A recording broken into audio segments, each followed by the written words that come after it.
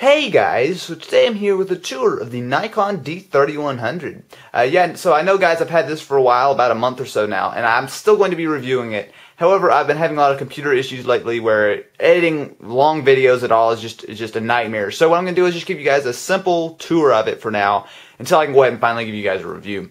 So I've had this thing, like I said, for about a month, and I've got to say there's a lot I like about it. A couple of things I'm not quite so happy with, but overall I'm very happy with this DSLR. So I'm going to go ahead and just start with giving you guys a little tour here. One thing I really like is the size, the portability, the ergonomics, all of that I'm really liking.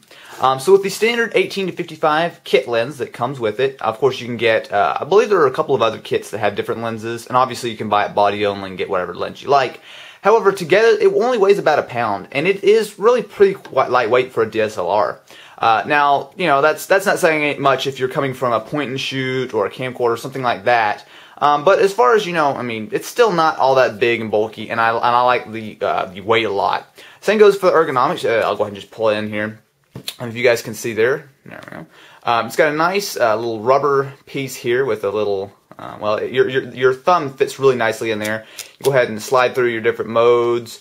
You can pull that. This is the live view switch. Actually, I didn't realize the camera was on, but there's a live view switch. You're not going to hit that by accident. And then if we hit this, we are recording. So pretty cool, and definitely you're not going to accidentally hit pretty much anything that you don't want. Here's your D-pad. You know, it's a pretty standard D-pad, nothing special, but it works just fine. And then you also do have the trash button, a little light that lights up when the card you're reading to the SD card, and a small speaker. Now flipping it around to the front here, you'll find, if the camera wants to focus, you'll find a little light which helps it with auto-focusing. You'll find a nice deep grip. You know, for my hand it fits perfect. Like seriously, you know, you just put your top finger there. I mean, this thing feels like, you know, it's not going anywhere. I definitely do like that. For such a small DSLR, the ergonomics, they really did do it right. Now let's go ahead and just run up to the top here. I'll try to go through this as quickly as I can. We do have a wide variety of different options. You can go ahead and turn it on and off. Cool thing is, it doesn't take any time at all to turn on and off. Very cool. You can go ahead, obviously that's your shutter. You have the info button, which pulls up various things on the display, or just turns it off. You can go ahead and set the aperture here by, actually I'll just turn on the manual here and show you guys. Just by doing this. We can go ahead and adjust it however we like. Now with this lens, it's 3.5 to 5.6. You know, I'll get into the kit lens in a minute, but of course you can just adjust it depending on whatever lens you have. So you have single shot, which is pretty much what you usually do. You have burst, which, let's just go ahead and show you guys burst here. So, if I want to go ahead and take a picture, let's turn off the flash. There we go. So, let's go ahead and show you guys burst mode. And wow, I'm failing. Let me turn on sports. There we go. And turn off autofocus. There we go.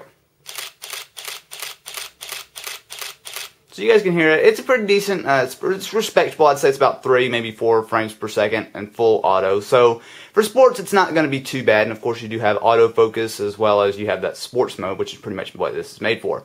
Then you have time shutter and you have quiet shutter. Self-timer, you know, fairly standard. You click it, 10 seconds later it takes a picture. And quiet shutter, basically just the light doesn't illuminate. It doesn't make a little beeping sound when it's autofocused, and the shutter is slightly quieter, but not a big deal.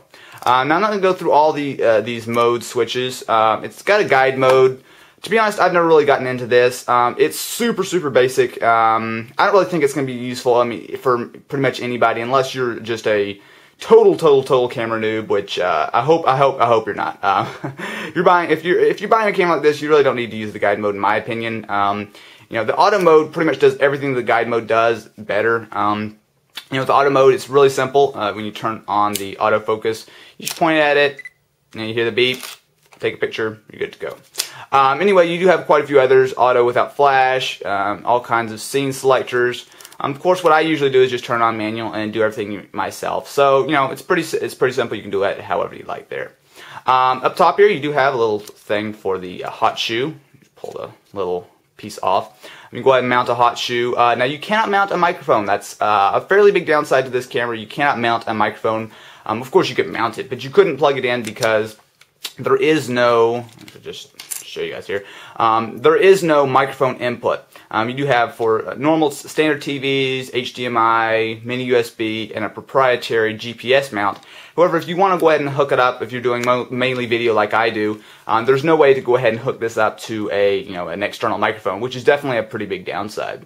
However, if you want it to be if you want it to do pretty much anything else, it'll still work just fine. Let's go ahead and just pop the flash here. The flash is pretty good. It's actually surprisingly good. I was not expecting the flash performance to be as good as it is with this camera. It's really quite respectable. It's a powerful flash, and the camera is smart enough to accurately do it. It's not gonna blow your stuff out or whatever. Definitely very good flash here. So kind of skipping around here, of course you've got the lens. I won't really talk too much about the lens. It's a standard 18 to 55. It does have autofocus, vibration reduction. It's an okay lens. It's definitely not too bad considering it comes pretty much for free with the camera. But you'll probably want to invest in something better. I know I'm definitely looking at buying myself a prime lens because this is my first Nikon DSLR. So lens is not too bad, just not anything special. You do have the button right here, which will kind of toggle on and off the flash. The cool thing is the camera can pop the flash by itself, so you don't have to actually manually turn it on. You have a function button, which is cool, so when you're shooting you want to go ahead, like for example I have it set to ISO, so if I want to change my ISO around, just go ahead and hold that button. Very cool.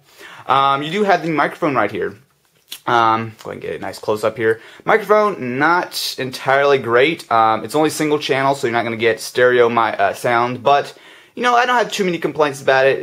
It's passable, and it's pretty much what I've been using. It's pretty much what you're going to have to use with this camera, unless you want to have a separate microphone and edit all the video and audio together.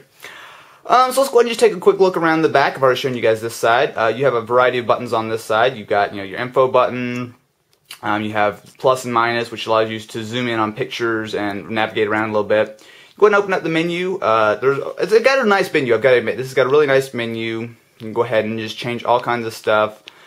Picture control, you want to shoot in RAW or JPEG, picture size, white balance, active D-lighting. Guys, I'm going to get into a lot of this in the main review. I don't want to spend the whole, another 10 minutes talking about all these different things, but it's pretty cool. Now, one thing I do want to talk about, though, is the movie settings. Now, like I said, guys, I obviously do a lot of videos. This is what I bought this camera for, is to make videos. And on that front, it's pretty good. It does shoot 1080p at 24 frames per second. I found this to be really quite good. The 720p, actually, the 720p video modes I've found aren't actually that good compared to 1080p. I think a lot of it is just in the file. Oops, I'll turn off the screen here.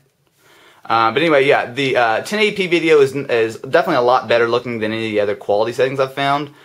So that's pretty much what all I shoot in is 1080p. So that's just about it, I think. Yeah, I guess that is just about it. As far as the only other thing I want to just talk about is the video and the audio. The video and the picture quality. Picture quality is really quite good with this. For the price point that you pay, you're definitely still going to get something way, way better than any point and shoot or anything like that. And the video quality also is really quite good. But again, I will get into the specifics and everything in the review later. So anyway, guys, definitely do like this camera quite a bit. If you're interested, if you're on the fence, I'd definitely say go for it. There's not a whole lot of downsides. The battery life is good. The ergonomics are excellent. The camera is really nice and speedy. And, the video quality is really quite good as long as the pictures. So there's not a whole lot of major downsides. Probably the biggest thing is just that the auto modes aren't quite that great. But of course, that's what manual mode's for, to, get that fine-grained control. So anyway, guys, thanks for watching.